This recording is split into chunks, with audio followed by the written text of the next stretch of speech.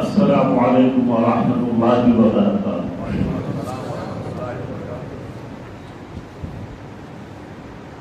الحمد للہ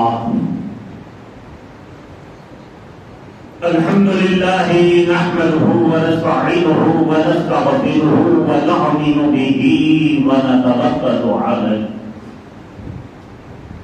ونعوذ باللہ من شرور انفسنا ومن سیئات اعمالنا من يهده الله فلا مضل له ومن يضلله فلا هادي له ونشهد أن لا إله إلا الله وحده لا شريك له ونشهد أن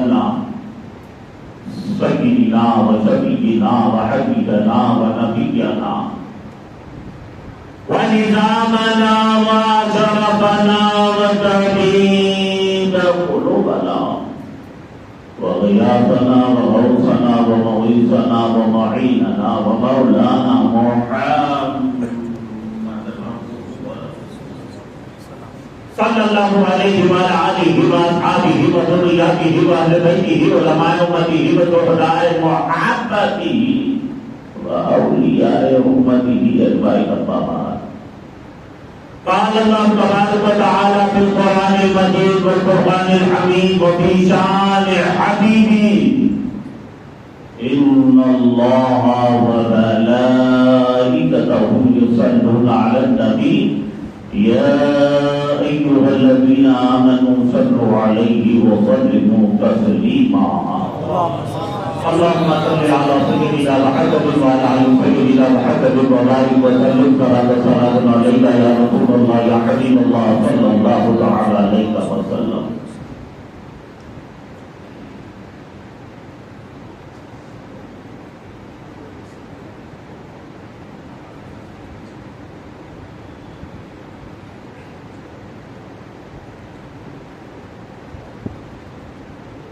میزبان مقرر خطیب اہل سنت حضرت العلامہ مولانا ریاض الدین رضوی صاحب قبلہ مدد اللہ العالی، انتظامیہ کمیٹی صدر صاحب، نائب صدر صاحب، جملہ اراکین، بزرگان ملت، علماء و جوانان اہل سنت، ماہ شعبان المعظم کا یہ مبارک مہینہ جو ہم پر سایہ فگن ہے، یہ مبارک مہینہ آیا ہے ہم پر بخششوں کی بارشیں کرنے کے لیے۔ رجب سے گزرے شعبان، پھر انشاءاللہ تعالی اللہ نے کہا تو ہمارے خوش قسمتی سے رمضان بھی ہمیں نصیب ہو جائے۔ رجب کا مہینہ ولیوں کا مہینہ، شعبان کا مہینہ نبی کا مہینہ، رمضان کا مہینہ اللہ کا مہینہ۔ یہ کیا قسمت ہے ہمارے اہل سنت والجماعت کے، قسمت تو دیکھو، ولیوں سے گزرے نبی کے مہینے میں تو انشاءاللہ اللہ کا مہینہ بھی ہمیں ہماری خوش قسمتی سے حضور پاک کے صدقے میں نصیب ہو جائے گا انشاءاللہ۔ یہ اہل سنت والجماعت کی قسمت ہے۔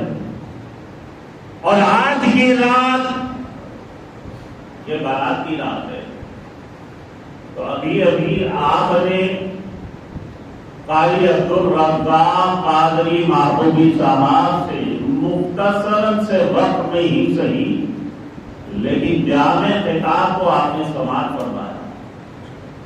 گویا اگر میں یوں کہوں کہ کودے میں سمندر بھر لیں تو بڑی بات نہ ہوگی۔ تو آج کی رات آپ آئے ہیں کہ اس کی فضائل کو سماعت کر لیں۔ تو میں نے اپنی تقریر کو آج 3 حصوں میں تقسیم کر دیا، اور یہ بات بھی آپ نوٹ کر لیں کہ میں تقریر کروں گا نہیں، بلکہ آپ مجھ سے تقریر کروائیں گے۔ کیا بات اشارے میں بول رہا ہوں تاکہ سمجھ میں آ جائے، کیونکہ مجھے عادت نہیں ہے، غالباً میں سکندرآباد کے مساجد میں خطاب کر چکا ہوں، لیکن اس مسجد میں کئی مسئلے میری حاضری ہوئی ہے، اور میری یہ عادت نہیں ہے کہ میں تقریر اسی وقت تک کرتا ہوں جب تک کہ آپ کرواتے ہیں۔ مطلب یہ کہ آپ اگر جاگو گے تو تقریر ہوگی، اگر آپ بور محسوس میں کر لوں تو میں اپنی تقریر کو اسی وقت سمیٹ لیتا ہوں۔ تو معزز حاضرین اکرام، آج کی یہ مبارک شب بارات کی رات ہے۔ یہ مبارک رات بارات کی رات ہے، افضال الہی کے تقاضوں کو بچوانے کے لیے آئی ہے، انعام و اکرام کے مالا مال کرنے کے لیے آئی ہے، یہ دل کے درد جگر کے سوز کو گرمانے کے لیے آئی ہے، یہ گناہگاروں پر مغفرت نچھاور کرنے کے لیے آئی ہے، یہ دل کے درد جگر کے سوز کو گرمانے کے لیے آئی ہے کہ پروردگار عالم نے اپنے حبیب پاک کے صدقے میں ہم کو یہ موقع فراہم فرمایا۔ تو آج کی رات توبہ و استغفار میں گزاریں اور اپنے آقا و مولا کی بارگاہ میں کثرت سے درود و صلاۃ کا نذرانہ پیش کرتے ہیں۔ ام المؤمنین حضرت عائشہ صدیقہ رضی اللہ تعالی عنہ فرماتی ہیں کہ میں نے سرکار دو عالم صلی اللہ تعالی علیہ وسلم کو ایک مرتبہ باغ میں سجدہ ریز ہوتے دیکھا، اور حضور صلی اللہ تعالی علیہ وسلم سجدے میں اتنی دیر رہے، مجھے خوف ہوا کہ کہیں حضور دنیا سے تو تشریف نہیں لے گئے۔ میں جیسے ہی قریب پہنچی، میرے آقا نے سجدے سے سر مبارک کو اٹھایا اور فرمایا کہ عائشہ بات کیا ہے؟ میں نے اپنا دیا ظاہر کیا، حضور نے فرمایا کہ عائشہ آج کی رات بارات کی رات ہے، آج کی رات اپنے رب کی بارگاہ میں گڑ گڑا کر اپنے گناہوں کی بخشش طلب کریں، اپنے رب کو راضی کریں۔ رب تبارک و تعالیٰ فرماتا ہے کہ آج کی شب میں عبادت کرنے والوں کی کوئی دعا میں رد نہ کروں گا، اگرچہ کہ آج میرا بندہ دنیا کے پہاڑ کے برابر بھی مانگے میں ان کو دوں گا۔ سبحان اللہ، نعرہ تکبیر، اللہ اکبر، نعرہ رسالت، یا رسول اللہ، شب برات، زندہ باد، علماء اہل سنت، زندہ باد، نعرہ تکبیر، اللہ اکبر، نعرہ رسالت۔ یا رسول اللہ۔ آج کی رات یہ مبارک رات رب تبارک و تعالیٰ کی رحمت جوش پر ہوتی ہے، اور پھر یہ مہینہ شعبان کا مہینہ ہے۔ میں تفصیلات میں نہیں جانا چاہتا، صرف میں اشارے دے رہا ہوں کہ مہینے کی فضیلت اور رات کی فضیلت کیا ہے۔ شعبان کا مہینہ ہے۔ شعبان کتنے حروف سے بنا؟ شعبان 5 حروف، 5 حروف نا، شین، عین، بے، الف اور نون، 5 حروف کو ملا دو تو شعبان بنا۔ 5 حروف کا مجموعہ شعبان ہے، اور آپ دیکھیں ان 5 حروف کو الگ الگ کر لو تو ہر حروف کے بدلے مسلمانوں کو ایک ایک چیز عطا کی گئی ہے۔ 5 حروف ہے، جیسا معراج شریف میں 5 حروف ہے نا، معراج میں بھی 5 ہے، میم، عین، رے، الف اور جیم، اور ان 5 حروف میں پورا معراج کا خلاصہ مل جاتا ہے۔ میں تھوڑی سی وضاحت کر دوں کہ معراج میں 5 حروف، میم، عین، رے، الف اور جیم، ملا دو تو معراج۔ اب الگ الگ کر کے دیکھ لو، ہر حروف میں حضور صلی اللہ علیہ وسلم کی معراج کا خلاصہ ہمیں مل جائے گا۔ جیسے میم سے محمد صلی اللہ علیہ وسلم، عین سے عرش، رے سے رات، الف سے اللہ اور جیم سے जिब्राइल को जिस्म, बात समझ में आई? नींद से मोहम्मद सल्लल्लाहु अलैहि वसल्लम आइन से आज पर तशरीफ ले गए। अरे फिर रात के हिस्से में गए, पूरी रात नहीं, रात के थोड़े से हिस्से में, और अली से अल्लाह से मिलने गए, और दीन से जिब्राइल के साथ गए, जिब्राइल मुबारक के साथ गए। सुभान अल्लाह। ये मेराज का खुला था। अब आओ शाबान में भी पांच रूप है। शाबान, शीन, आइन, बे, अलीफ और नून, और इन पांचों हुरूफ को अलग अलग करके देखो। हर हुरूफ के बदले मुसलमानों को एक एक चीज अता की गई है। जैसे शीन से शरफ व जफात, सुभान अल्लाह। सुभान अल्लाह। आइन से इज्जत, बे से बिर, बिर के माना नेकी के, अरबी में बिर नेकी को कहते हैं। बे से बिर, अलीफ से उल्फत, और नून से नूर। सुभान अल्लाह। एक बुजुर्ग फरमाते हैं कि मेरे दोस्त अबू हफ्स कबीर का जब इंतकाल हुआ तो मैंने 8 महीने के बाद उनको ख्वाब में देखा कि अबू हफ्स कबीर का चेहरा मुतगय्यर हो गया है, रंग तट पड़ गया है। मैंने उनको सलाम किया, लेकिन उन्होंने सलाम का जवाब न दिया। मैंने कहा सुभान अल्लाह, मैं आपको सलाम करता हूँ और आप जवाब नहीं देते। तो वो कहने लगे कि सलाम का जवाब देना भी दुनिया में तो इबादत है, अब हमें इबादत की जरूरत है।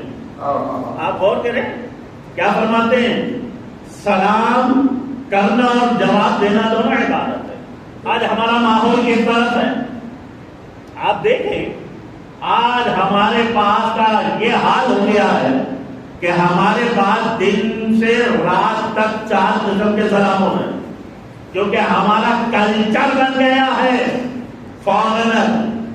हमारे पास सुबह उठो तो गुड मॉर्निंग, दोपहर में गुड आफ्टरनून, और आगे बढ़ो गुड इवनिंग, फिर रात में सोते रहो गुड नाइट। माहौल ये बन गया है क्योंकि हम ये अपने कल्चर को बना रखे हैं। आज आप किसी भी मालदार साहब से पूछें कि वो अपनी औलाद को क्या बनाना चाहते हैं, क्या बनाएंगे, तो वो फौरन कहेंगे हम साइंटिस्ट बनाएंगे, डॉक्टर बनाएंगे, इंजीनियर बनाएंगे। कोई ये नहीं कहेगा कि हम हाफिज कुरान बनाएंगे, आलिम दीन बनाएंगे, क्योंकि ज़हनों में ये बात बैठी हुई है कि ये इल्म हासिल करना गुलाबा का हक है, हमारे पास हमारा नहीं, हमारे पास तो अंबार है दौलत की। लिहाजा हम अपने बच्चे को सेंट मैरिज में पढ़ाएंगे, सेंट जोसेफ में, सेंट डनवेंस में। हाल ये हो गया कि वहां पर अंग्रेजी तालीम में मना नहीं कर रहा, हर जुबान सीखना चाहिए, लेकिन हमारे इस्लामी तालीमात को फरामोश करते तालीम दिलवाई जा रही है। हो रहा क्या है, हमारा बच्चा अंग्रेजी माहौल में पढ़कर बस चाल ढाल वही हो गई कि एक मरतबा मैं मस्जिद में बारात में खिताब करके बाहर निकला, देखा कि कब्रिस्तान सामने था। मैंने सोचा चलो फातिहा पढ़ ले। जब मैं फातिहा पढ़ रहा था, एक नौजवान आया in shirt T shirt jeans पर और हाथ में गुलदस्ता लिए हुए अपने बाप की कब्र पर रखा और कहा hello daddy how are you. मैंने कहा कमबख्त, ये कह दिया तो क्या कह दिया हाउ आर यू। कहने लगा बात का असर ये है हजरत कि आपके वालिद ने आपको एक ने दीन के देवत से आरास्ता किया तो आपने फातिहा पढ़ लिया, मेरे वालिद ने मुझे ये तालीम दी है, इसलिए मैं हाउ आर यू। क्या हो रहा है आखिर, हम कर क्या रहे हैं, इस्लामी तालीमात को फरामोश कर दिया। कुर्बान जाइए सहाबा किराम रिज़वानुल्लाहि ताला अलैहिम के सरकार मदीना सल्लल्लाहु ताला अलैहि वसल्लम झुरमट में सहाबा के तशरीफ फरमा है। इतने एक सहाबी आए, उन्होंने आते ही कहा अस्सलामु अलैकुम। आका ने फरमाया 10। सहाबा मुंतज़िर है, क्या बात है। दूसरे सहाबी आए, उन्होंने कहा अस्सलामु अलैकुम व रहमतुल्लाह। आका ने फरमाया 20। तीसरे सहाबी ने कहा अस्सलामु अलैकुम व रहमतुल्लाहि व बरकातुहू। आका ने फरमाया 30। सहाबा मुंतज़िर है, आका का ये इरशाद पाक 10, 20, 30। इसका मतलब क्या है, रह ना सके हुजूर की बारगाह में उठ खड़े हुए, अर्ज़ किया या रसूल अल्लाह, हमारे माँ बाप आप पर कुर्बान, ये आपका कलाम बिलात निदान हमारी समझ में ना सका, तो आपने इरशाद फरमाया 10, 20, 30 معاملہ کیا ہے؟ حضور نے فرمایا جب یہ پہلی مطلب جب یہ پہلے صحابی آئے انہوں نے کہا السلام علیکم، اللہ نے 10 نیکیاں ان کو عطا کر دی. دوسرے نے کہا السلام علیکم ورحمۃ اللہ، اللہ نے 30 نیکیاں ان کو دے دی. اور تیسرے نے پورا سلام کیا، اللہ نے ان کو 30 نیکیاں عطا کر دی. سبحان اللہ. یہ ہمارے اسلامی تعلیمات چھوٹے چھوٹے عمل پر بڑا بڑا جو ثواب ملتا ہے. اور ہمارا حال یہ ہے کہ ہم اسلامی تعلیمات کو فراموش کر دیے. المختصر یہ کہ وہ بزرگ فرماتے ہیں کہ میں نے ابو حفص کبیر سے سوال کیا کہ 8 مہینے کے بعد میں نے آپ کو خواب میں دیکھا، آپ کا چہرہ متغیر ہو گیا ہے، ہلکا پڑ گیا، حال کیا ہے؟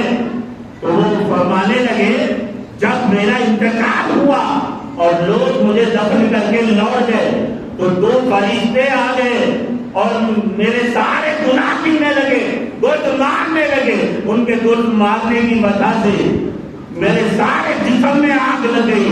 شعبان کی پہلی رات تک میں اسی عذاب میں مبتلا رہا.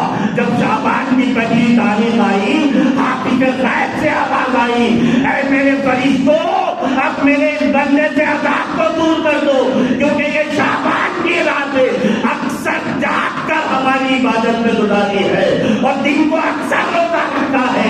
اسی لیے شعبان کی فضیلت اور برکت سے ہم نے اس کو بخش دیا ہے اور تم بھی اس کو جنت اور رحمت کی خوشخبری سنا دو. سبحان اللہ. نعرہ تکبیر، اللہ اکبر، نعرہ رسالت، یا رسول اللہ، شب برات، زندہ باد، علماء اہل سنت، زندہ باد، نعرہ تکبیر، اللہ اکبر. نعرہ رسالت. یہ ہے ادنا فضیلت شعبان کی. غرض یہ کہ ساری رات عبادت اور توبہ و استغفار میں گزاری جائے. حضور صلی اللہ تعالیٰ علیہ وسلم کا ارشاد پاک ہے، میرے آقا کا ارشاد گرامی ہے کہ شعبان میرا مہینہ ہے، یعنی شہر النبی صلی اللہ علیہ وسلم ہے. اس کو شہر الصلاۃ بھی کہتے ہیں، یعنی درود پاک کا مہینہ، کیونکہ درود شریف کا حکم سن 2 ہجری میں نازل ہوا تھا اور مہینہ بھی شعبان کا تھا. اسی لیے اللہ تعالیٰ ارشاد فرماتے ہیں کہ ان اللہ و ملائکتہ یصلون علی النبی. آپ نے اکثر چھوٹے بچے بھی یہ آیت ان کو بھی یاد رہتی ہے، ان اللہ و ملائکتہ یصلون علی النبی. میں تھوڑی سی اس کی وضاحت کر دوں. اللہ تعالیٰ نے اس آیت کو شروع فرمایا اِنَّا یعنی بے شک، بلا شک و شبہ. گویا رب تبارک و تعالیٰ نے اس آیت کو اِنَّا سے شروع فرما کر تمام شک اور شبوں کے دروازوں کو منتقل کر چکا ہے، قفل ڈال دیا ہے، آگاہ کیا کہ خبردار اب کوئی شک نہ کرنا. جو آگے ارشاد ہوا، کیا ارشاد فرمایا؟ ان اللہ و ملائکتہ، بے شک اللہ اور اس کے سارے فرشتے کیا کرتے رہتے ہیں؟ نبی کریم صلی اللہ تعالی علیہ وسلم پر درود و سلام بھیجتے ہیں. یہاں میں تھوڑی سی وضاحت کر دوں کہ دیکھو اللہ تعالی اور اس کے سارے فرشتے، میں ایک ایک لفظ پر آپ کی خاص توجہ چاہوں گا. اللہ اور فرشتے. میں پوچھتا ہوں رب کی بارگاہ میں معروضہ کیا، اے الہ العالمین، عالم خیال میں نے یہ معروضہ کیا، اے الہ العالمین، اے اللہ کے 2 عالم، اے مالک حقیقی، یہ تو بتا کہ تو نے ہمیں اپنے کئی طرح کے ذکر دیے، کئی طرح کے ذکر ہم سے کرواتا ہے، کئی طرح کے ذکر دیے. کبھی لا الہ الا اللہ کا ذکر دیا، تو اپنی توحید کا ذکر دیا، اپنی توحید کا ذکر دیا، اپنی تسبیح کا ذکر دیا، کئی طرح کے ذکر تو نے ہم کو دیے. ذرا یہ بھی تو بتا یہ سارے ذکر صرف ہمارے ہی لیے ہیں یا پھر تو خود بھی کوئی ذکر کرتا یا کوئی ذکر تیرے لیے کیے؟ تو رب تبارک و تعالیٰ فرماتا ہے کہ ہاں میں نے سارے ذکر کو تمہارے لیے کیا، لیکن ایک ذکر ایسا ہے جس کو میں تمہیں ہی نہیں دیا، میں خود بھی کرتا ہوں۔ سبحان اللہ۔ میں سوچنے لگا یا الہ العالمین، تو رب ہے، سب سے اعلیٰ ہے، ذرا یہ تو بتا تو ذکر کرتا ہے تو کیسا ذکر کرتا ہے؟ کئی طرح کے ذکر تو ہمیں دیے، لیکن جب تو ذکر کرتا ہے تو وہ کون سا ذکر ہے جس کو تو کرتا ہے؟ اللہ نے ہمیں اپنی نماز کا حکم دیا، اقیموا الصلاۃ، نماز قائم کرو۔ اب نماز قائم کیسے کریں؟ ہمیں تو پتہ نہیں، نماز پڑھیں تو کیسے پڑھیں، نماز قائم کیسے ہوگی؟ ہم نے رب کی بارگاہ میں عرض کیا، اے الہ العالمین ذرا یہ تو بتا کہ ہم نماز کیسے قائم کریں؟ تو رب تبارک و تعالیٰ فرماتا ہے کہ میں حکم تو دے سکتا لیکن قائم کر کے دکھا نہیں سکتا، نماز پڑھ کے دکھا نہیں سکتا۔ کیوں؟ اس لیے کہ میں رب ہوں، میں سب سے اعلیٰ ہوں۔ اگر میں سجدہ کروں بھی تو کس کا کروں؟ کوئی مجھ سے اعلیٰ ہو تو میں اس کا سجدہ کروں، لیکن میں ہی سب سے اعلیٰ ہوں، کوئی مجھ سے اعلیٰ تو ہے نہیں، تو پھر میں کس کا سجدہ کروں؟ میں حکم تو دے سکتا ہوں، اقیم الصلاۃ، نماز تو قائم کرو، تو پھر مولا ہم نماز ادا کیسے کریں؟ تو رب تبارک و تعالیٰ فرماتا ہے کہ اچھا سنو، تم کو نماز قائم کرنا ہو تو میرے محبوب کی طرف دیکھو، سبحان اللہ، میرے حبیب کی طرف دیکھو۔ میرے حبیب ہاتھ بن کر ٹہل جائے تو یہ قیام ہے، وہ جھک جائے تو رکوع ہے، وہ سر زمین پر سا کر دے تو سجدہ ہے، وہ بیٹھ جائے تو یہ قعود ہے۔ ارے میرے محبوب کی ادا وہی تو نماز ہے، سبحان اللہ، سبحان ادا نماز ہے۔ اللہ نے حکم دیا اقیم الصلاۃ، نماز قائم کرو، تو محبوب کی ادا کو دیکھ لو تو وہی میری نماز ہے۔ اللہ نے حکم دیا میرے گھر کا حج کرو، صاحب استطاعت ہو تو حج کرو، مگر مولا ہم حج کریں کیسے؟ تو فرمایا میرے محبوب کی طرف دیکھ لو۔ تو اللہ نے ہمیں حکم دیا لیکن خود کر کے نہیں دکھایا، نماز کا حکم دیا پڑھ کے نہیں دکھایا، سجدے حج کا حکم دیا لیکن کر کے نہیں دکھایا۔ لیکن یہاں حکم دیا تو یہ ایسا ذکر ہے جو صرف حکم ہی نہیں دیا بلکہ خود بھی کرتا ہے۔ میں نے کہا مولا ذرا وہ بھی تو ہم کو بتا دے کہ وہ کون سا ذکر ہے جو تو کرتا ہے۔ کئی طرح کے ذکر تو ہمارے لیے ہے، لیکن وہ کون سا ذکر ہے جس کو تو خود بھی کرتا ہے؟ فرمایا وَرَفَعْنَا لَكَ ذِكْرَكَ، ارے تمہارے لیے میرا ذکر ہے، میرے لیے تو میرے محبوب کا ذکر ہے، سبحان میرے اللہ، حبیب کا ذکر ہے۔ اور پھر یہ بھی یاد رکھو، جب کوئی چھوٹا ہوتا ہے نا، اور جب کوئی چھوٹا ذکر کرتا ہے تو وہ صرف ذکر ہی کر سکتا ہے، ذکر کو بلند نہیں کر سکتا کیونکہ وہ چھوٹا ہے، وہ تو صرف ذکر ہی کر سکتا ہے، بلند نہیں کر سکتا۔ لیکن جب کوئی بڑا ذکر کرتا ہے تو وہ صرف ذکر ہی نہیں کرتا بلکہ ذکر کو بلند بھی کر دیتا ہے۔ سبحان اللہ، ان اللہ، بات یہاں تک سمجھ میں آ گئی تو تھوڑا آگے بڑھو۔ ان اللہ وملائکتہ، بے شک اللہ اور اس کے سارے فرشتے، حضرت علامہ ریاض الدین رضوی صاحب جہاں تشریف فرما ہے، الحمدللہ عالمین ہے۔ اب وہ یہ سوچ رہے ہوں گے کہ یہ منہاج صاحب نے سارے کا لفظ کیوں ایڈ کر دیا، یہ سارے کا لفظ کیوں جمع کر دیا، ترجمہ میں کیوں لا دیا، جبکہ سارے کا لفظ تو ہوتا نہیں۔ تو میں آپ کو بتا دوں کہ میں نے سارے کا لفظ اسی لیے جمع کیا، ترجمہ کیا کہ جو پوائنٹ آف ویو میں آپ کے ذہن میں ڈالنا چاہتا ہوں وہ اچھی طرح بیٹھ جائے۔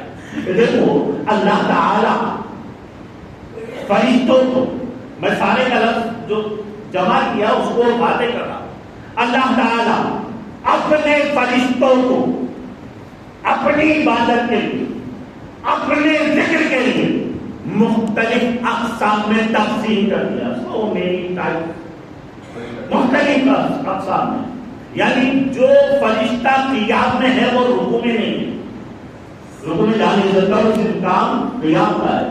جو فرشتہ قیام میں ہے وہ رکوع میں نہیں، جو رکوع میں ہے وہ سجدے میں نہیں، جو سجدے میں ہے وہ قعود میں نہیں۔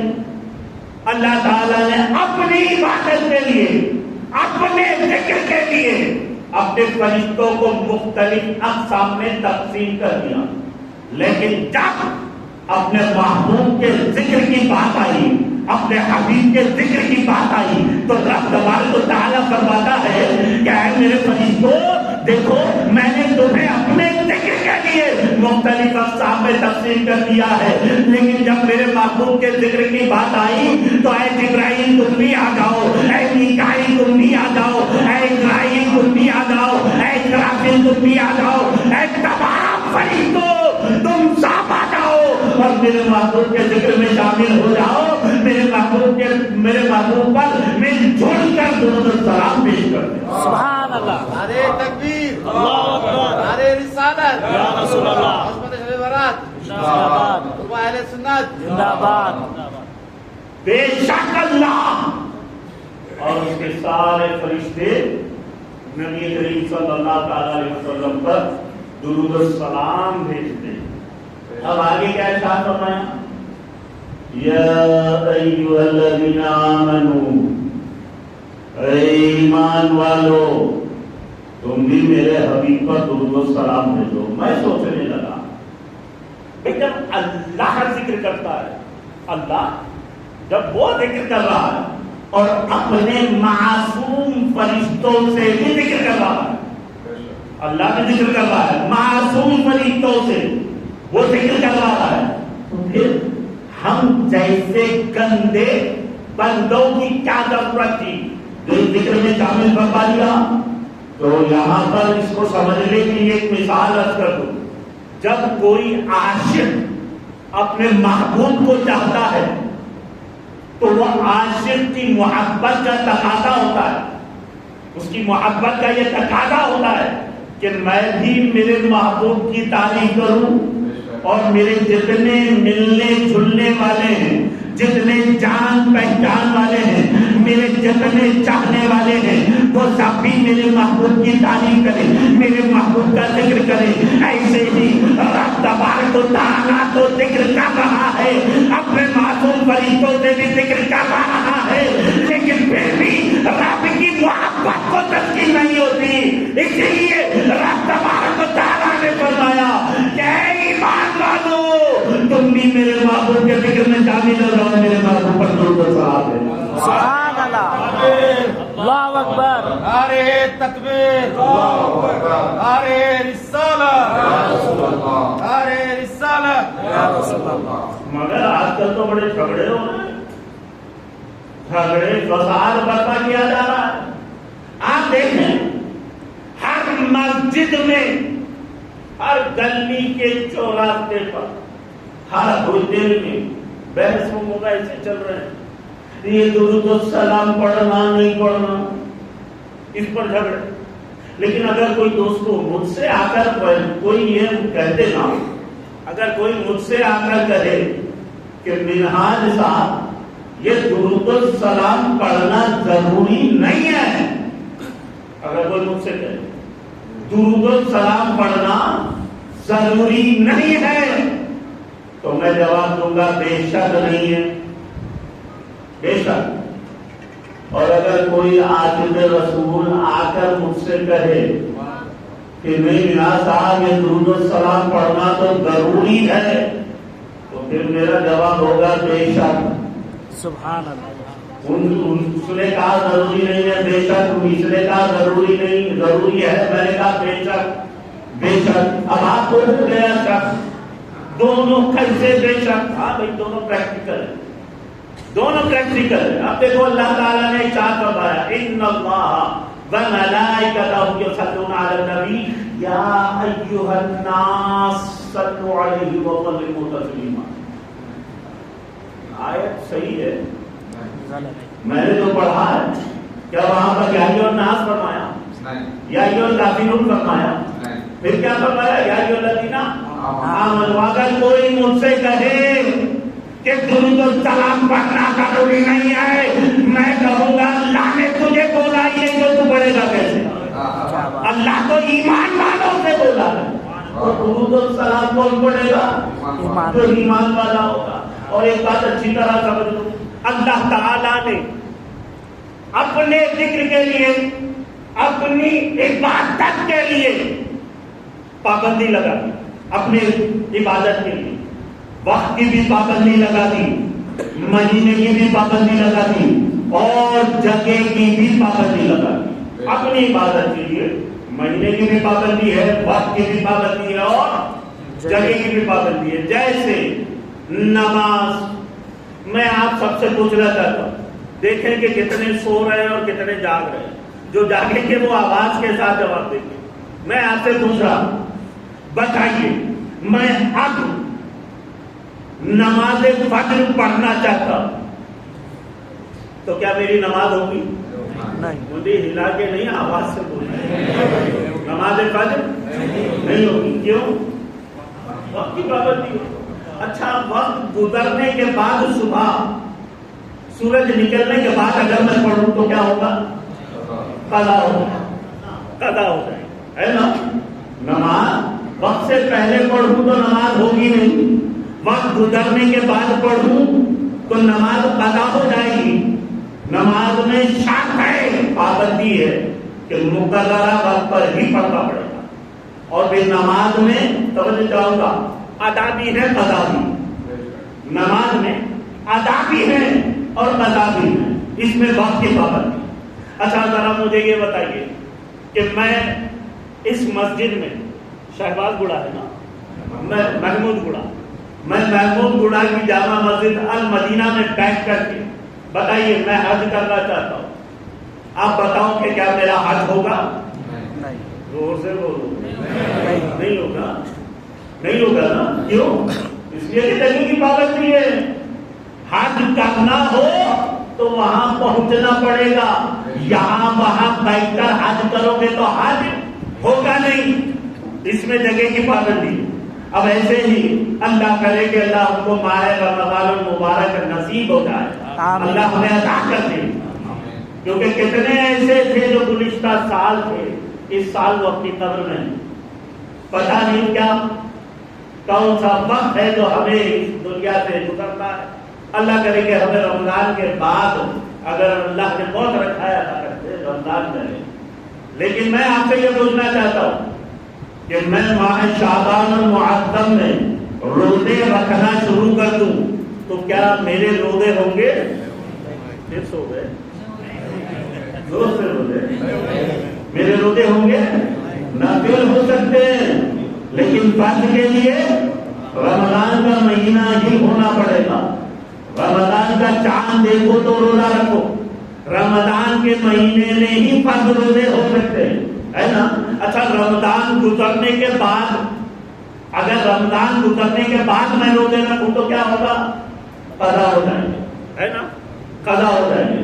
تو آپ دیکھیں، نماز کے لیے وقت کی پابندی، روزے کے لیے مہینے کی پابندی، حج کے لیے جگہ کی پابندی، اور ان میں ادا بھی ہیں اور قضا بھی ہیں۔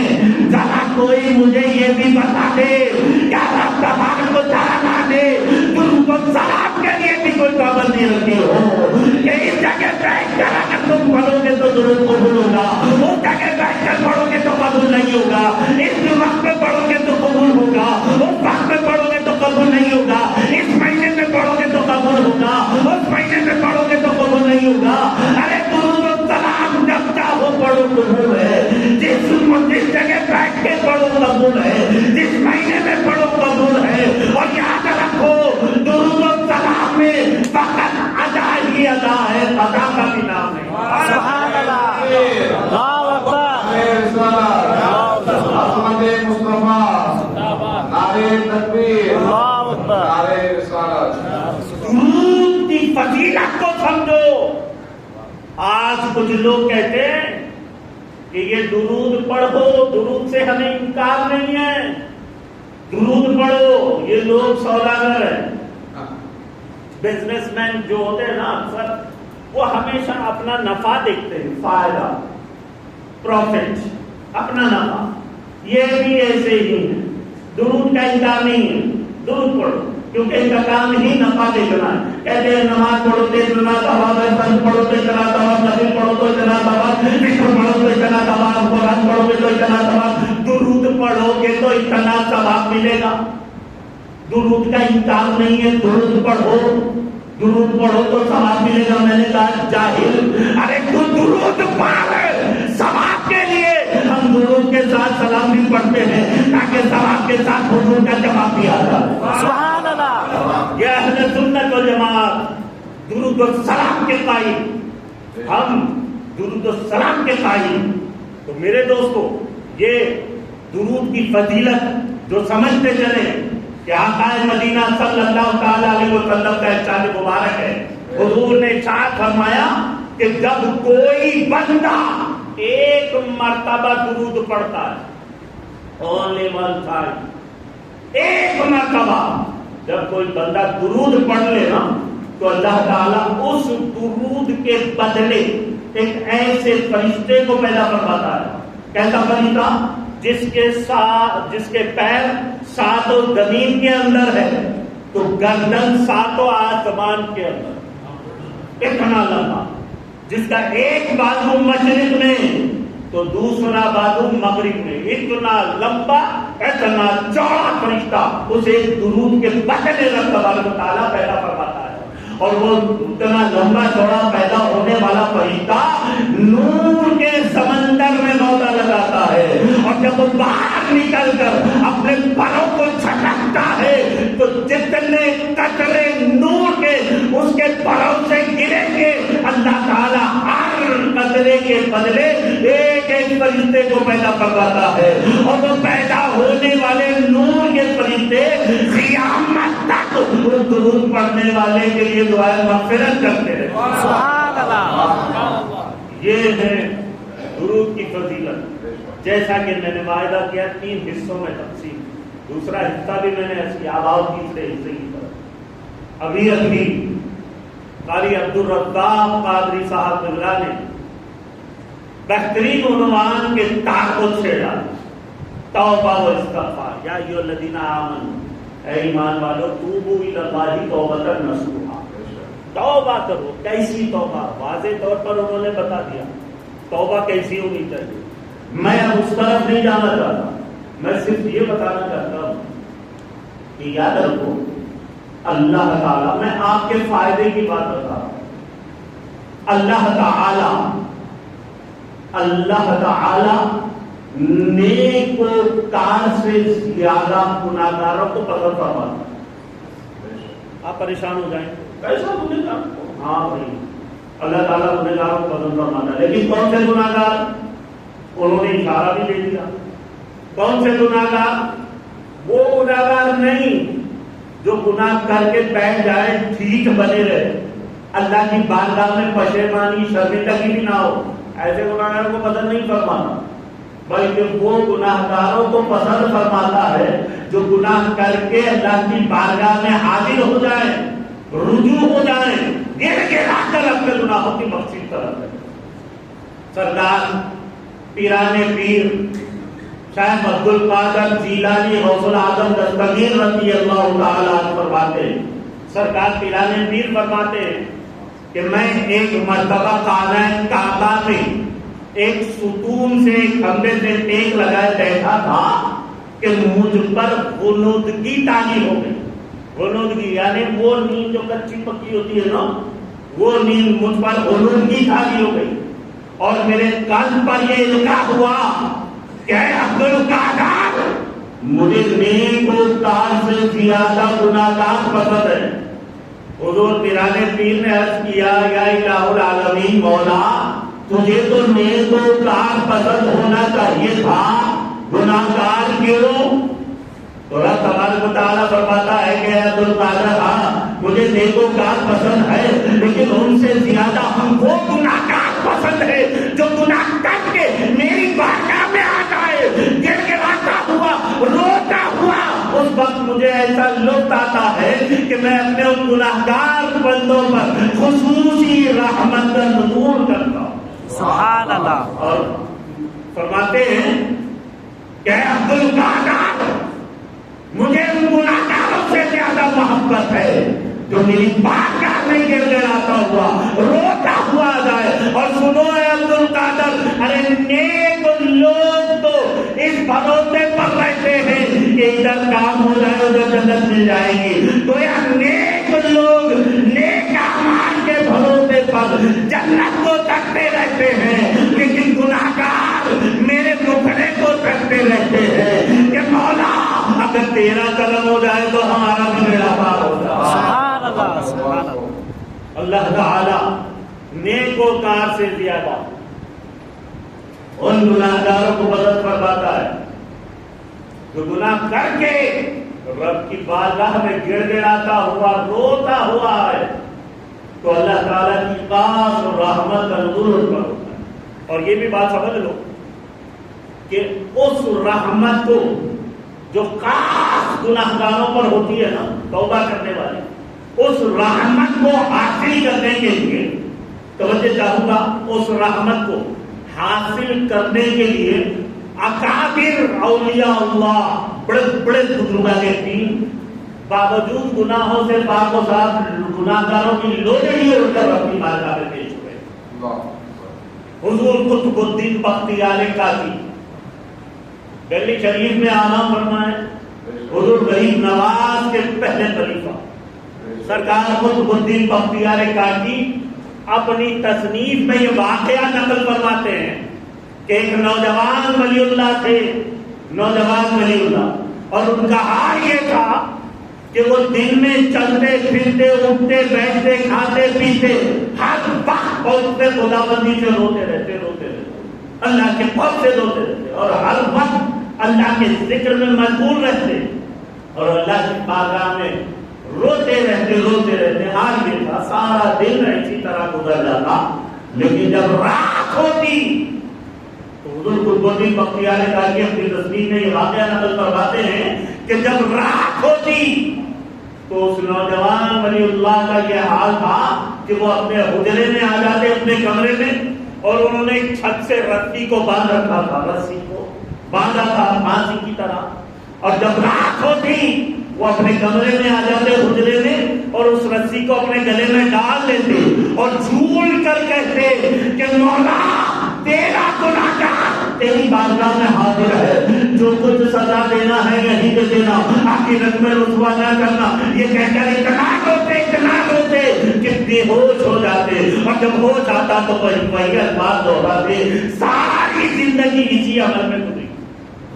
جب آپ کا آخری وقت قریب آیا، دنیا سے پردہ کرنے کا وقت جب قریب آیا، تو آپ نے اپنی والدہ ماجدہ کو بلایا اور کہنے لگے اے اماں جان، بس آپ سے ایک درخواست ہے، میری وصیت کو قبول کر لیں. ماں نے پوچھا کیا وصیت ہے بیٹا، بول کیا وصیت کرنا چاہتا ہے؟ تو آپ نے فرمایا ہے اماں جان، جب میرا انتقال ہو جائے نا، جب میری روح قبر سے انسلی سے پرواز کر جائے، تو آپ ایسا کرنا، ایک رسی لے لینا اور میرے پیروں میں باندھ دینا اور چاروں کونوں گھسیٹنا اور کہنا کہ دیکھ اللہ کے نافرمان کا یہی حال ہوتا ہے، یہی حال اللہ. کون سی نافرمانی ہے بھائی جس کی ساری زندگی خدا و رسول کے منشا کے مطابق گزر رہی ہو؟ اطاعت خداوندی رسول پاک کی اطاعت میں گزری اور ساری زندگی خوف خداوندی سے روتے رہے. وہ فرماتے ہیں کہ نافرمان.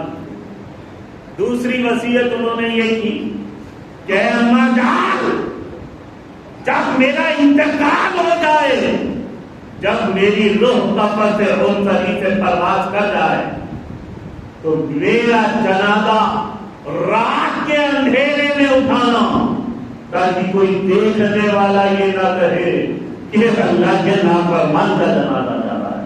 اللہ. اور تیسری وصیت انہوں نے یہ کی، میں نوجوانوں سے گزارش کروں گا کہ اس وصیت سے سبق لیں. تیسری وصیت انہوں نے یہ کی کہ اے اماں جان، جب لوگ مجھے دفن کر کے لوٹ جائیں تو آپ میری قبر پر آ جانا اور کچھ دیر آپ میری قبر پر ٹہل جانا. ممکن ہے کہ ماں کی قدموں کی وجہ سے اللہ تعالیٰ مجھ پر عذاب نازل کر دے. سبحان. غور کرو، ولیوں کی بارگاہ سے ماں کا ادب بھی سیکھو اور آج کا کیا حال ہے؟ دیکھو آپ غور کریں، وہ ماں جو 9 مہینے تک اپنے پیٹ میں بچے کو رکھا، اپنا خون پلا پلا کر 9 مہینے تک اپنے پیٹ میں پرورش کو پالتی رہی، اور جب 9 مہینے پورے ہو چکے، دنیا میں آنے کا وقت، جب وہ پیدا ہو رہا ہے، وہ تولد ہو رہا ہے، ڈیلیوری ہو رہی ہے، ذرا غور کرو کہ وہ تکلیف کا کیا عالم ہوگا۔ خود میرے آقا کا ارشاد پاک ہے، اگر اولاد، اگر بیٹا اپنے خون کا آخری قطرہ بھی ماں کے قدم دھونے کے لیے لگا دے، تب بھی وہ حق ادا نہیں کیا جب اس نے پیدا کرتے ہوئے تکلیف سے پہلی ہار زبان سے نکالی تھی۔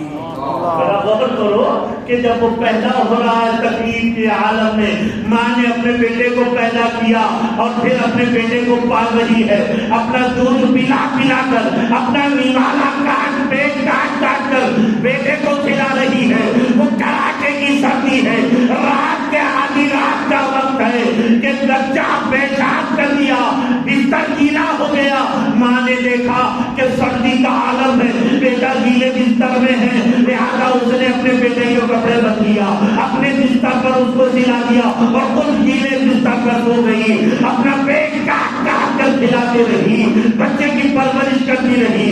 بچہ بڑا ہو گیا، ماں کو خیال آیا کہ اب میرا بچہ جوان ہو گیا ہے، اب اس کو شادی کی ضرورت ہے۔ ماں نے اس کا نکاح کر دیا، شادی ہو گئی، بیوی آ گئی، جورو آتے ہی بیوی کے فیور پہ چلا گیا، اب بیوی کا غلام بن گیا، اب بیوی ساس کے خلاف، ماں کے خلاف کام کرنا شروع کر دیا۔ تمہاری ماں ایسا کرتی ہے، تمہاری ماں ویسا کرتی ہے، تمہاری ماں ایسا کہتی ہے، ویسا کہتی ہے، کام کرنا شروع کر دیا۔ اب یہ دونوں کا غلام، یہ بیوی کا غلام، بیوی کے باتوں میں آ کر ماں کے ساتھ بدکلامی کرنے لگتے ہیں، ماں کے ساتھ بدتمیزی، ماں کو مار پیٹ بھی کرتے ہیں۔ خدا لعنت کرے ایسی اولاد کو جو اپنے ماں باپ کی تعریف نہیں کرتے۔ حاضرین محترم، میں یہ بات یوں ہی نہیں کہہ رہا، بلکہ میں نے اپنی آنکھوں سے دیکھا۔ یہی ایک جاگنے کی رات میں مسجد صالحین جو حافظ بابا نگر میں ایک کی مسجد سے مشہور ہے، کتاب کرنے کے لیے جا رہا تھا، تو راستے میں نے دیکھا کہ ایک بچہ، ایک نوجوان اپنی ماں کو اپنی چپل سے مار رہا تھا۔ اللہ جہنمی ہے وہ اولاد جو اپنے ماں باپ کی قدر نہیں کرتی۔ قربان جائیے آقا نورات صلی اللہ تعالیٰ علیہ وسلم کے، حضور صلی اللہ تعالیٰ علیہ وسلم نے ایک مرتبہ ارشاد فرمایا صحابہ کرام کی جھرمٹ میں کہ اگر کوئی اپنے والدین کو محبت بھری نظر سے ایک مرتبہ دے تو وہ حج مقبول کا ثواب پاتا ہے۔ سبحان اللہ۔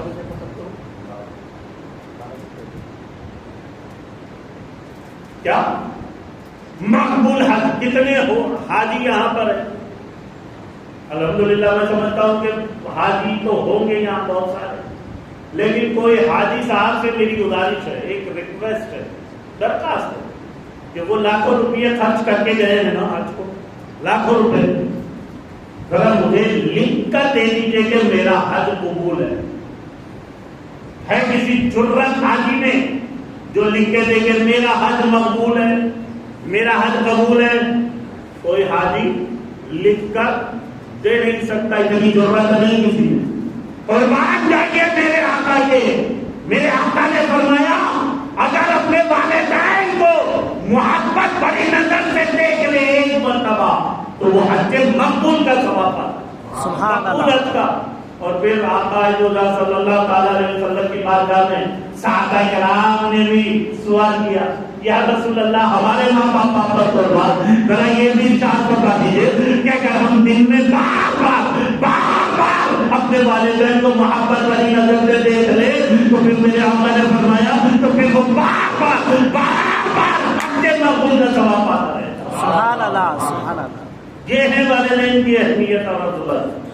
المختصر یہ کہ وہ نوجوان ولی اللہ نے بھی ماں سے وصیت کروا لی اور ان کا وصال ہو گیا، روح تقوی سے ان سبھی سے پرواز کر گئی، وہ ماں وعدے کے مطابق رسی لے کر کے پیروں میں باندھنے آگے بڑھ رہی تھی کہ ہاتھی کے ذہن سے آواز آئی کہ خبردار اے خاتون، ہمارے دوست کے ساتھ ایسا سلوک نہ کرنا، ہمارا دوست تو ہم سے مل چکا ہے۔ سبحان اللہ۔ یہ ہیں توبہ کرنے والے اولیاء اللہ کی بارگاہ میں، دیکھو کیسے حضور قطب الدین بختیار کاکی ایک اور واقعہ اسی کتاب میں نقل فرماتے ہیں، اور میں کہتا ہوں کہ اس واقعے کو اگر آپ تدبر کے ساتھ سماعت فرما لینا تو بڑا نقطہ ہے۔ آپ کو تدبر باندھنے کے لیے میں اپنی مدد بھی کرتا چلوں۔ حضور قطب الدین بختیار کاکی لکھتے ہیں تدبر باندھنے کے لیے میں اپنی مدد کر رہا ہوں، چلے آپ تدبر باندھے کہ وہ خانہ کعبہ ہے، بیت اللہ شریف ہے، کہ کچھ لوگ طواف میں مصروف ہیں، تو کچھ لوگ قرآن پاک کی تلاوت کر رہے ہیں، تو کچھ لوگ نماز نافلہ ادا کر رہے ہیں، تو کچھ لوگ اللہ کی تسبیح یاد کر رہے ہیں، تو کچھ لوگ اپنے گناہوں کو یاد کر کے رو رہے ہیں، کچھ لوگ توبہ و استغفار میں مصروف ہیں، تو کچھ لوگ خانہ کعبہ کو تک رہے ہیں۔ النظر الى الکعبۃ عبادۃ، خانہ کعبہ کو تکنا بھی عبادت ہے، کہ کچھ لوگ خانہ کعبہ کو تک رہے ہیں، کہ ایسے میں ایک شخص جن کے چہرے پر نقاب ڈلا ہوا ہے، جن کا چہرہ نقاب سے ڈھکا ہوا ہے، وہ خانہ کعبہ کے خلاف کو ہاتھوں میں تھامے ہوئے اخذ و بکا کے ساتھ یہ بیان کرتے جاتے اور روتے جاتے کہ مولا تیری کائنات میں اتنی مخلوق نہیں جتنے میرے گناہ ہے، مولا تیرے کائنات میں اتنے پرندے نہیں جتنے میرے گناہ ہے، مولا تیرے کائنات کے پرندوں میں اتنے پر نہیں جتنے میرے گناہ ہے، مولا تیرے کائنات میں اتنے درخت نہیں جتنے میرے گناہ ہے، اور درختوں کے اتنے پتے نہیں جتنے میرے گناہ ہے، مولا تیرے کائنات کے سمندروں میں اتنی مچھلی نہیں جتنے میرے گناہ ہے، ان سمندروں میں اتنا گھاس نہیں جتنے میرے گناہ ہے، مولا تیرے کائنات کے ریگستان میں اتنے ذرات نہیں جتنے میرے گناہ ہے۔ یہ بیان کرتے جاتے اور روتے جاتے، ان کے رونے کی وجہ سے سب پر سکتے کا عالم تاری تھا، سب حیبت سے لگتا پرندان تھے، وہ سب سر سے پیر تک کانپ رہے تھے۔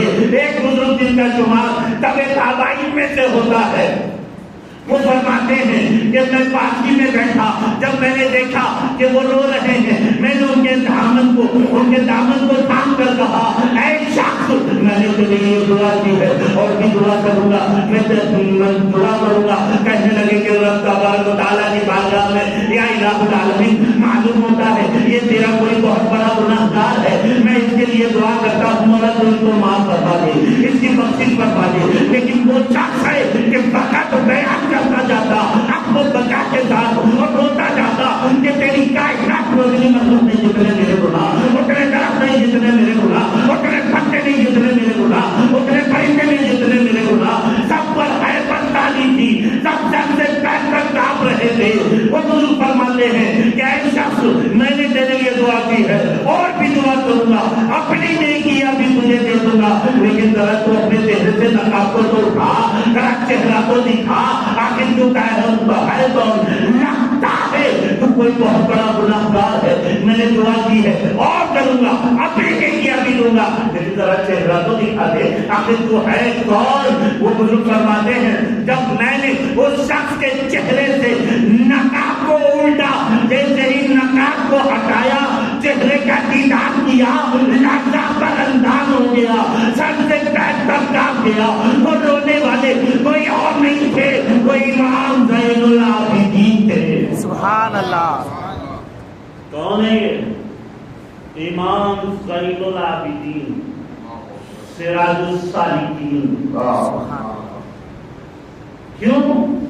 رب کی بارگاہ میں گناہ گاروں کی لڑی اڑ کر پیش ہوئے ہیں، صرف اس لیے کہ جو گناہ گار توبہ کرنے والے گناہ گاروں پر اللہ تعالیٰ کی خاص رحمت کا نزول ہوتا ہے نا، اس نزول کو، رحمت کو حاصل کرنے کے لیے لوگ لڑی اڑ کر پیش ہوتے ہیں۔ اور پھر رب تبارک و تعالیٰ کا بھی یہ عالم ہے، اللہ تعالیٰ کا یہ کرم ہے، وہ کریم ہے۔ اللہ بھی کریم، رسول پاک بھی کریم، دو کریموں میں ہم گناہگاروں کی طرح آئے.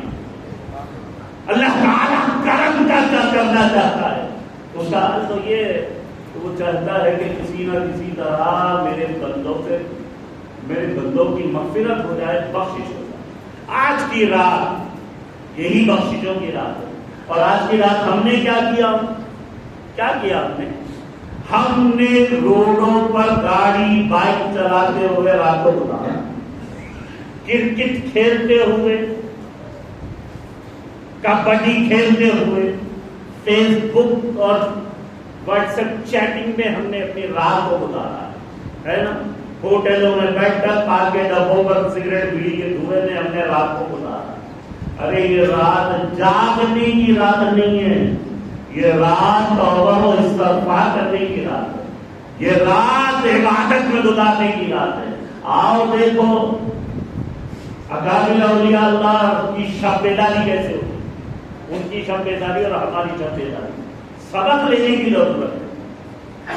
حضور امام اعظم ابو حنیفہ رضی اللہ تعالیٰ عنہ کے شاگرد خاص حضور امام اعظم کے شب بیداری کیسے ہوتی ہے دیکھنے کے لیے ایک مرتبہ کوفے کی جامع مسجد میں آ گئے.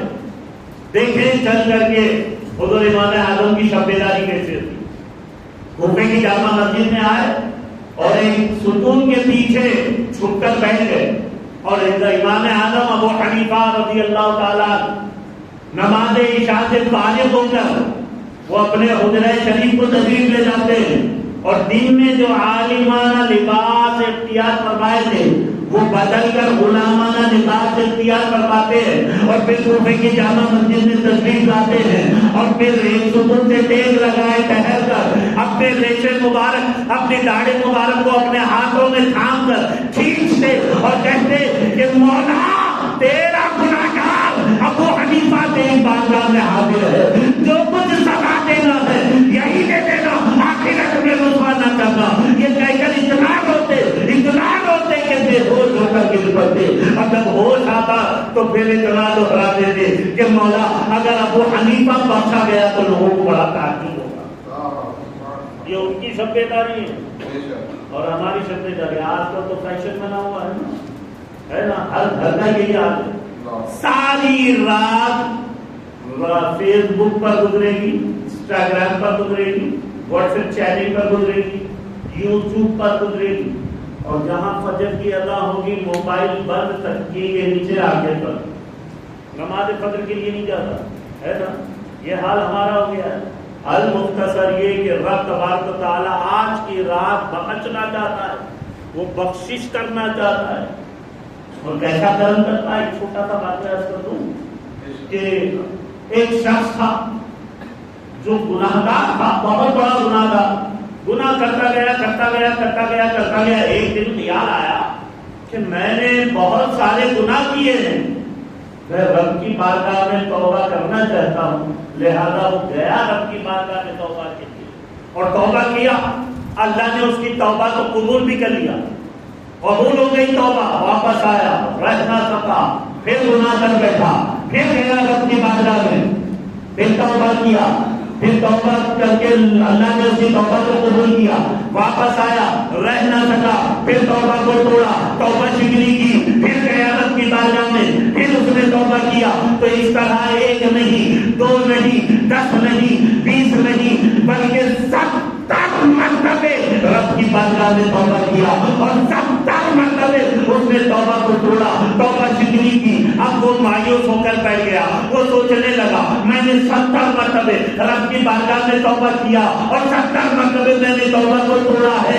اب اگر جاؤں گا میں توبہ کے لیے رب کی بارگاہ میں تو خود کاٹ دیا جاؤں گا. لہذا وہ بیٹھ گیا نہیں توبہ کے لیے، بیٹھ گیا.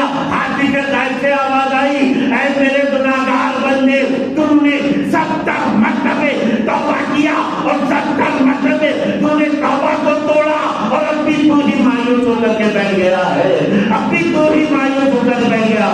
ارے اب بھی آ جا میری بارگاہ میں توبہ کے لیے، میں اب بھی تیری توبہ قبول کرنے کے لیے تیار. سبحان اللہ. ارے جھولی تو ہماری تنگ ہے، اس کے یہاں کمی نہیں ہے. وہ چاہتا ہے کہ کسی نہ کسی طرح بخشش ہو جائے. ایک واقعہ جو آپ اکثر سنے بیٹھے ہیں، ممکن ہے کہ حضرت نے بھی بیان کیا حدیث شریف کا، کہ ایک ننیانو قتل، آپ کو یاد ہوگا، میں تفصیلات میں نہیں صرف اشارہ دینا چاہ رہا ہوں، جو پوائنٹ آف ویو میں آپ کو بتانا چاہتا ہوں وہ یہ کہ ننیانو قتل کر کے خیال آیا میں توبہ کر لوں تو کیا میری رب توبہ کو قبول کرے گا. لہٰذا ایک عالم کے پاس گیا، عالم صاحب سے کہنے لگا کہ حضرت میں نے ننیانو قتل کیے، کیا میری توبہ قبول ہوگی؟ عالم صاحب کو غصہ آ گیا، جناب میں کہنے لگے ننیانو قتل کر کے توبہ کی امید، جا تیری توبہ قبول نہیں ہوگی.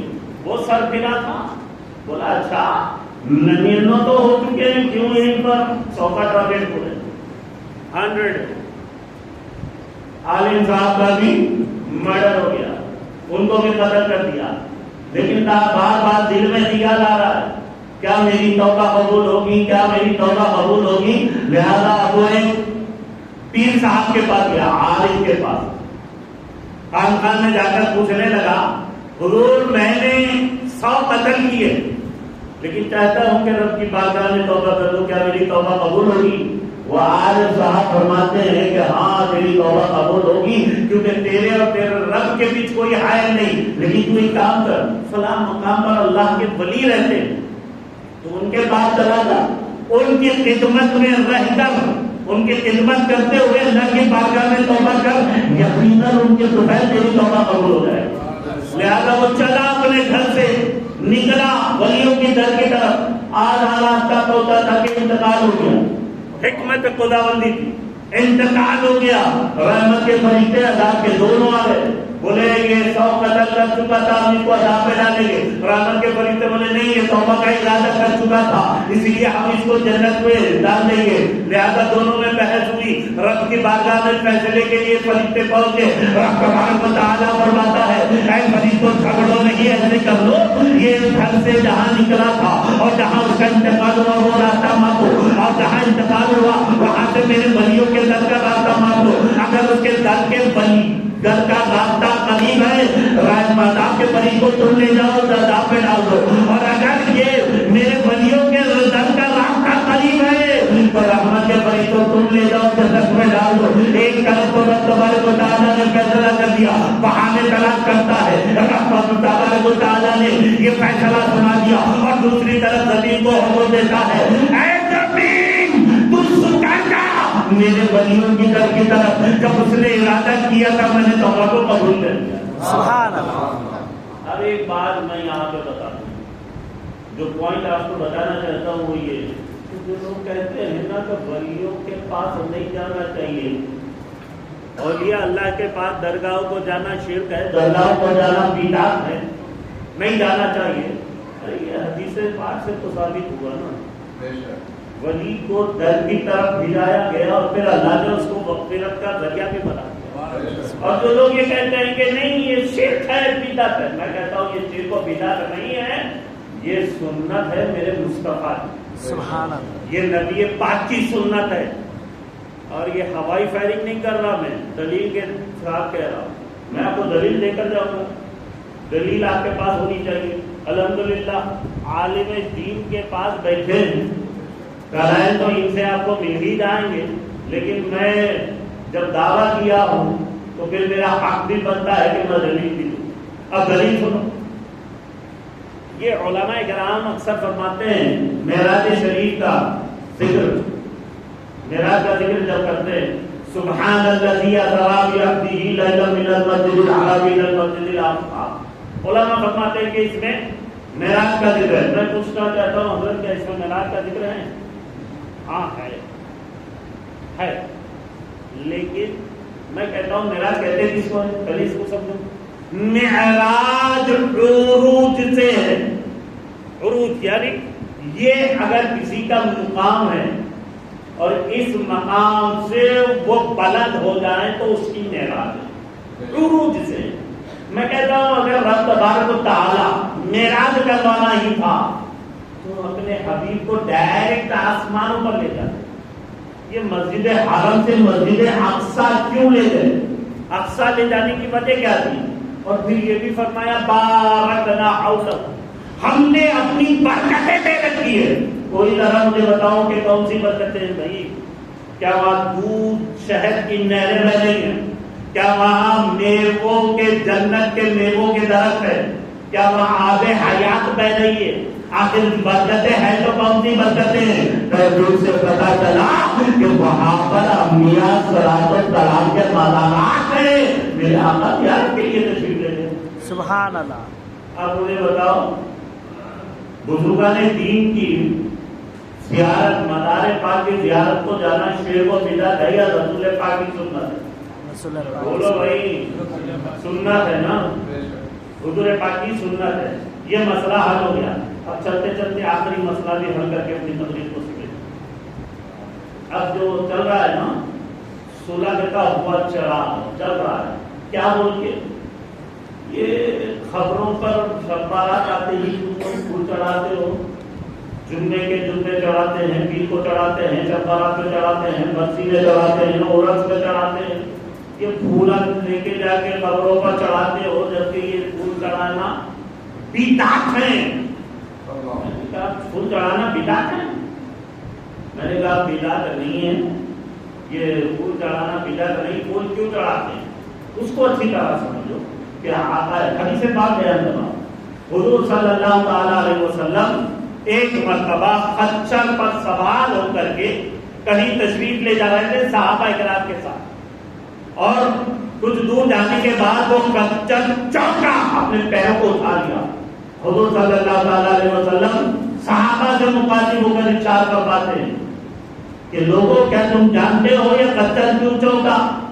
صحابہ نے عرض کیا اللہ اور اس کے رسول ہی کو جانتے. یہ عقیدہ صحابہ کا تھا، صحابہ کا عقیدہ تھا. اللہ بھی جانتا ہے، رسول بھی جانتے ہیں.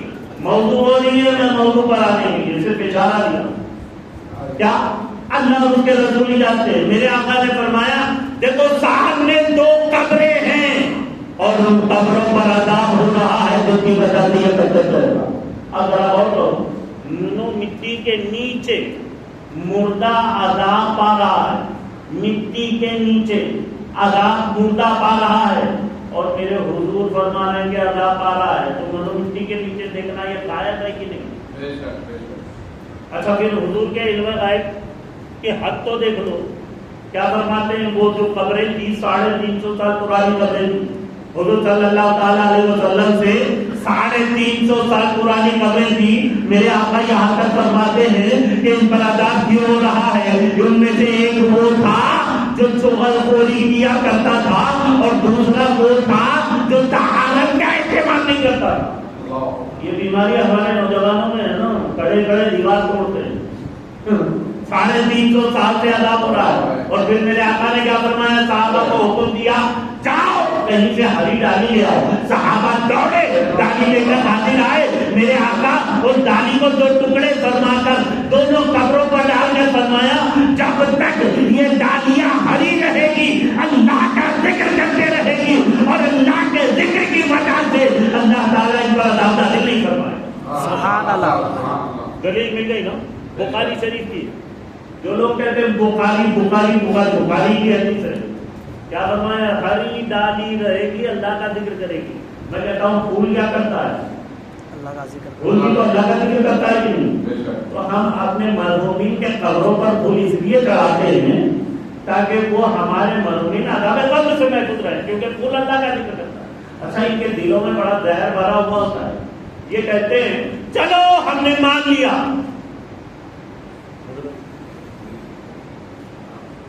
چلو ہم نے یہ مان لیا.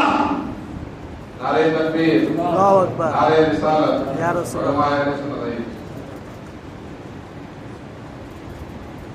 اب وہ کہیں گے ہاں چلو ہم نے یہ مان لیا کہ تم نے مرحومین کے قبروں پر پولیس بھی یہ چڑھایا تاکہ وہ عذاب قبر سے محفوظ رہے. لیکن تم لوگ تو درگاہوں کو بھی جاتے ہو نا، کبھی اجمیر میں، کبھی عبداللطیف لاہوبانی کے پاس، کبھی بابا شرف الدین کے پاس، کبھی سرکار یوسفین کے پاس. درگاہوں میں بھی تو جاتے ہو، اور پھر درگاہ میں بھی جا کر تم ان کے مزاروں پر بھی پھول چڑھاتے ہو. چلو میں نے مانا کہ تم نے مرحومین کے قبروں پر اس لیے چڑھایا تاکہ وہ عذاب قبر سے محفوظ رہے. لیکن جس کو تم ولی کہتے ہو، جس کو اللہ کا ولی مانتے ہو ان کی قبر پر پھول کیوں چڑھایا؟ کیا معاذ اللہ ان پر بھی عذاب نازل ہو رہا تھا؟ تو جواب سنو، ارے ہم نے اپنے مرحومین پر پھول اس لیے چڑھایا تاکہ وہ عذاب قبر سے محفوظ رہے، اور ولی کی مزار پر پھول اس لیے چڑھایا تاکہ جو ولی درجہ بلند ہے اللہ ان کو اور درجہ بلند کروا دے۔ سبحان اللہ۔ اب آخری بات، یہ سب باتیں کب ہوتی ہیں؟ جب سعودی ریٹرن ہوتا ہے، نہیں جانے سے پہلے درگاہ کو جاتا ہے، دھاکے باندھے گا، ناڑے باندھے گا، پکلے ڈالے گا، صلاۃ و سلام پڑھتا ہے، درود پاک کا نشہ چڑھاتا ہے، سب کچھ کرتا ہے، فاتحہ پڑھتا ہے، سب کچھ کرتا ہے، لیکن جب گیا اسی ولی کے صدقے میں تو سعودی سے ریٹرن آتے ہی شروع ہو گیا۔ کیا؟ یہ فاتحہ دلانا بدعت، یہ سلام پڑھنا بدعت، اور پھر پاک کا جھنڈا چڑھانا بدعت، گیارہویں کرنا بدعت، میلاد کرنا بدعت، یہ کرنا بدعت، وہ کرنا بدعت، پھول چڑھانا بدعت، پھول چڑھانا بدعت۔ میں نے کہا اچھا کیا دلیل ہے؟ پھول چڑھانا بدعت ہے تو دلیل بھی تو دینا پڑے گا نا۔ ارے جب کوئی دعویٰ میں کروں تو پھر مجھے حق ہے کہ میں اس کا دلیل دوں۔ اب تو کہتا ہے پھول چڑھانا بدعت ہے تو اس کی دلیل کیا ہے؟ بولا اگر پھول چڑھانا جائز ہوتا تو سب سے پہلے مدینے شریف میں حضور کی بارگاہ میں پھول چڑھتا۔ اگر پھول چڑھانا جائز ہوتا تو سب سے پہلے نبی کے مزار پاک پر پھول چڑھتا، مگر نبی پاک صلی اللہ تعالی علیہ وسلم کی بارگاہ میں تو کوئی پھول ہی نہیں چڑھتا۔ تو پھر یہ ثابت ہوا کہ پھول چڑھانا بدعت۔ میں نے کہا سن بے وقوف، وہاں پھول نہیں چڑھنا اس بات کو دلیل نہیں مانا جاتا کہ بدعت ہے۔ کیوں؟ اس لیے کہ یہ بات بالکل صحیح ہے کہ حضور کی بارگاہ اقدس میں پھول نہیں چڑھاتے، لیکن کیوں؟